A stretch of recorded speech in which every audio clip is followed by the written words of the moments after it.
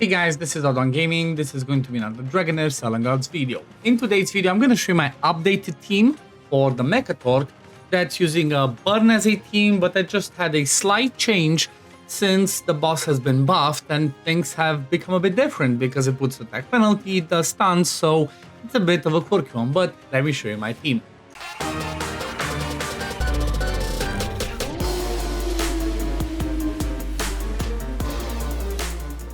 And before I jump in the video, as always, I do want to mention that if you want to support me as a content creator, you can use code OddOne that you see over there at top, capital O's with both of them.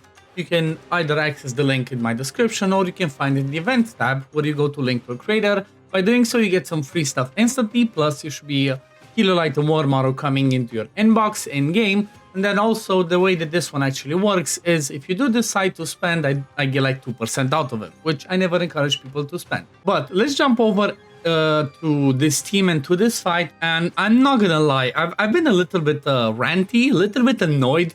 You might have seen my video yesterday where I'm kind of talking about the 3% chance to, you know, the boss resisting debuffs, you getting debuffs even though you have enough resist or you have enough accuracy, and that's kind of like really annoyed me, right? It kind of just puts me off, doesn't want to you know, makes me not want to test too much because I don't want to spend 3 hours to get a good run, which is kind of what happened. So if you didn't see the video, go check it out. And there's also gonna be, you know, I kind of like asked you to go and upvote a suggestion put in the official Discord that hopefully the devs are gonna remove the 3%. But this team that I'm using is kind of like the same one as it was before. Just instead of using Zarloth, this time around I brought in Thorin. Now the damage went a little bit low for me, but the reason I brought in Thorin is two things. One, he also brings healing, same way as like Zarloth was in the previous team. But also the reason why I kind of liked Thorin is because at least he can stop Durham from getting that attack penalty, right? Because I placed Durham in front of Thorin. When Thorin does his ultimate, he heals everybody, puts invisibility on everybody apart from the person in front of him, which is going to be Durham, but that person is going to get debuff immunity instead. So I'm just specifically using Thorin every 30 seconds to block the decreased attack from Durham, so when Durham does his hit, he doesn't have that attack down, therefore trying to do as much damage as possible. The other ones are kind of like same thing, Carve for burns and witches remains, Biggs is in there again for, you know, more burns, ignite, and also he's the one that is wearing the crown of the unclean, just to do a bit more damage. And obviously the main, you know, the main person that kind of like tries and keeps everything together, unless he gets 3%, which happens a ton, is Holdork, right? Holdork just brings insane survivability. You see those 3 stacks of thwarted, whatever it's called, on the boss. That's all because of Holdork's battle skill that puts blind on the boss. By doing that, the boss is barely doing any damage when all of them are up. Now, the ideal and the best team for these ones are with just Holdork as the support, and with using ASCHETIUS in the team. I personally don't have ASCHETIUS, so I'm kind of like, you know, trying to make it work with what I have. But if you do have ASCHETIUS, you would use ASCHETIUS in here, and then you would have a slight different, you know, different build on people, especially on Holdork. You would just have Holdork have, you know, HP with the something, I don't remember, something ward, the set that makes him heal every 8 seconds, every time he does a battle skill on ultimate, because he kind of like keeps that up most of the time. Now, unfortunately, it's not perfect though. That one actually does get resisted sometimes, right? Or just falls off randomly when you least expect it, when you least want it, because again, that's just the RNG of it. It kind of like, you know, does our head in. You have to run it for hours and hours and hours and hours to actually get a good run. It seems like this one, so far I got lucky. I hope I don't jinx myself, but pretty much the damage that I'm getting to this one is around 550 million with the team. Can go up to 600, just again, depends on the RNG, of the stuns, of everything. So far, like, I'm shocked that I have not gotten, you know, I've not had this fall off. Like, it keeps it at 3 stacks, most of it, so it's doing so good. So far, look at this, 538. I'm just gonna have another rotation of ultimates, which should get me to around 570 million damage, 70 million damage, something like that. Let's see, 540, 60, something like that, 566. I tried to push it further. The highest I got was like 570 with somebody like a, what's his name, Elminster, but I want to keep Elminster for a different team. But this is pretty much the damage that I'm doing, right? It's not the best, it's not the worst, it's just I don't feel like I want to keep testing, unfortunately, because I hate the RNG. just blows my mind. But let me show you the timing. So when it comes to timings, I made Thorin go at 39 every 30 seconds. The reason why I'm doing this and I don't let him go the first time is because first time around, he doesn't do the ultimate fast enough to block the decrease attack. And that's kind of like the main goal why I'm doing it. So I just made him go at 39. If you see that you take too much damage from the ultimate, make it be earlier, like 36, 35. As long as, you know, he just goes after the boss does the ultimate, then you should be just fine because you're not going to be able to block too many other things.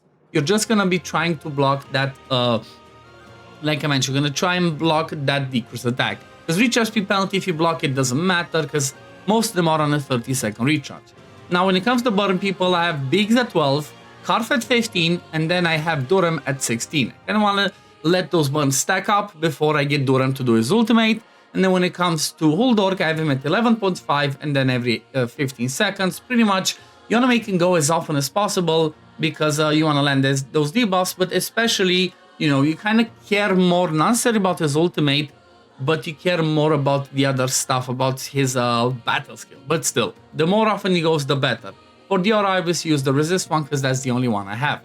Now let me quickly show you the builds. When it comes to the talents, this is what I have on Durham. Really important, get this one to get more, you know, actually, let me see, do I have this on him? Each time hero 60 up. So I do have resist on him. So this one to make him get more ultimate energy, this one to make him land more debuffs, and then obviously this one in case he gets more buffs to do damage, but it doesn't really happen. So maybe this might be better to just get him a shield to make him survive.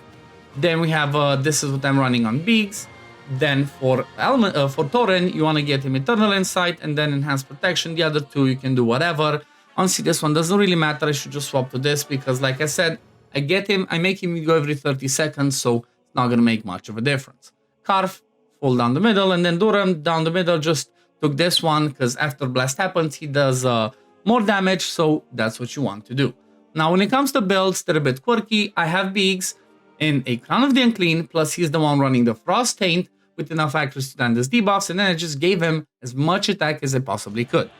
Huldork, I tried to focus to give him as much skill haste as possible. That's why he's running Emissary's Whisper. That's why he's running the Rift Hourglass. Also gave him this one, Clean Sweep, in case debuff lands on him, especially recharge speed penalty, so that when he comes back to his ultimate, he can remove it. You know, it's a bit of a quirky set, and then try to, like I said, go with resist, accuracy, and skill haste. That's all I cared about, right? This one, for example, even with just flat HP, because it gave me triple skill haste. You ideally want to get 250 accuracy, 250 resist minimum for both of those, and then you should be fine. But still, 3% still gonna happen. You know, it just blows my mind, but that's the way it goes. Then, moving over to Thorin, I gave Thorin Ancestral Protection because no other set made sense for me to use on him. I couldn't get him to go on a 15-second recharge without completely, you know, obliterating the damage. Maybe I could do something by not having Solar King's Horn and then just focusing as much enlightenment as possible. But you know what? For the sake of consistency, I just went with the Horn, went with Ancestral Protection, 100% want to give him Devout Prayer because he puts shields from his talents, and then just focus as much enlightenment as you possibly can. Doesn't really matter if you have resist or not, honestly, because like I said, his goes with his ultimate only every 30 seconds. Then we have Karf. He's going to be in the Brotherhood Spirit. He's going to be having Witch's Remains. And really important, Karf is going to have Fight Poison with Poison. So whenever a debuff lands on him, he has a chance to throw that recharge speed penalty on the boss, which means more debuffs, unique ones especially, so that you can do more damage. Because you kind of saw I had 9 misstep debuffs, 9 stacks of that misstep on the boss. So this is really important in order to be able to do that. Apart from that, just give him as much attack as possible, honestly. That's what I went full attack. Just seemed to me like I do more damage if I went full attack than crit rate on him. The only one that like benefits from getting lots of crit rate, crit damage is going to be the main event, Durham. So let's talk about him. He is running a Stonebreaker, attack percent chest with triple crit damage. It's a pretty decent piece. Then crit damage glove with crit rate in Strike and Prepared. Fearless Challenge, 100% really important. And then also Skyfire Sun, because obviously this blast means the blast that he does from burn. That's going to do a ton of damage. When it comes to the artifact, he's running the burn exclusive one. Then again, more crit damage, crit rate, attack, and some accuracy. And then I'm running an accuracy negative rune. The reason why I gave him some accuracy is because this one requires accuracy in order to land. And this incineration debuff makes you do 2%, right? Increases damage taken by 2% up to 10 stacks. So you can do up to 20% more damage based on these incinerations. So 100% you want them to land those. Apart from that, you're gonna see 6.5k attack, 94.8 crit rate, 296 crit damage. He is inspired 5. Like, that's how I have him. I got lucky because I pulled a ton of copies of him. However, even if you don't have him inspired 5, he's still gonna be your main damage dealer. You're just gonna do, you know, a lot less damage. But that's pretty much the team. That's all I'm testing. I'm not testing this team anymore. I'm just gonna run it again. If I do 550 million, I'm saving it. If not, I'm just gonna keep running it up until I lose my mind. But anyway, we're gonna leave it at this for today. Hope you enjoyed this video. Hope it is helpful. If it is, please consider liking the video, subscribing to the channel to see when I upload next. And I guess I'm gonna see you on the next one. Peace, love, take care, everyone. Bye, guys.